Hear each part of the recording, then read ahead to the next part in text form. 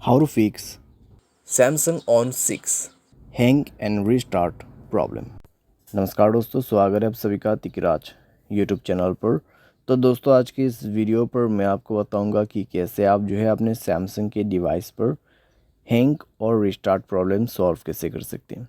यहाँ पे दोस्तों क्या होता है, जब हमारे डिवाइस ठीक है हैंग हो जाते हैं तो वो अपने आप रिस्टार्ट हो जाते हैं। ठीक है, इस तरीके का प्रॉब्लम है ये।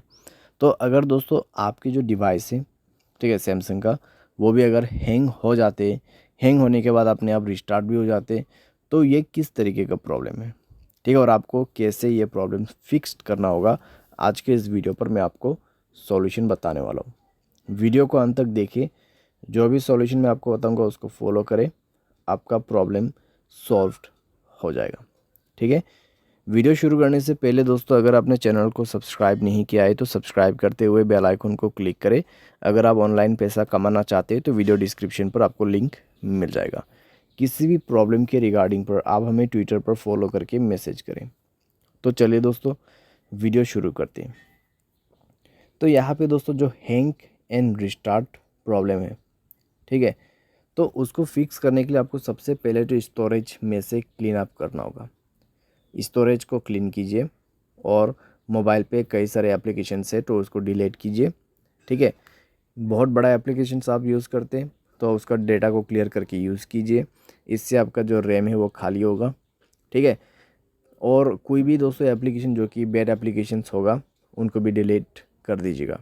बैड एप्लीकेशन जैसे कि कोई अननोन वेबसाइट से इंस्टॉल किया हुआ एप्लीकेशन, ठीक है, तो उनको डिलीट कीजिए और अपने स्पेस को फ्री अप कीजिए। उसके बाद माय फाइल्स पे जाए और यहाँ पे भी दोस्तों स्टोरेज को फ्री अप कीजिएगा। ठीक है, जब स्टोरेज आपका 40 to 30% एम्प्टी हो जाएगा, तब आप अपने मोबाइल सॉफ्टवेयर को अपडेट करेंगे। ठीक है, मोबाइल सॉफ्टवेयर को अपडेट करेंगे। मोबाइल सॉफ्टवेयर अपडेट होने के साथ ही साथ आपका प्रॉब्लम सॉल्व हो जाएगा। ठीक है, तो हैंग और रिस्टार्ट का जो इशू है आप इसी तरीके से फिक्स कर सकते हैं।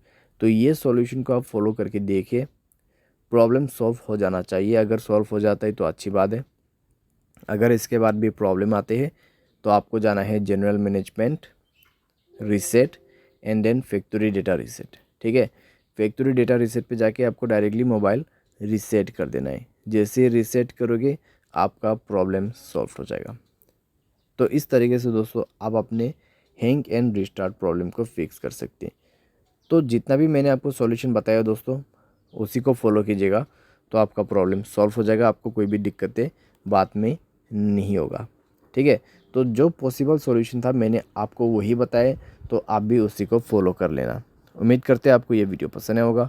Thanks for watching.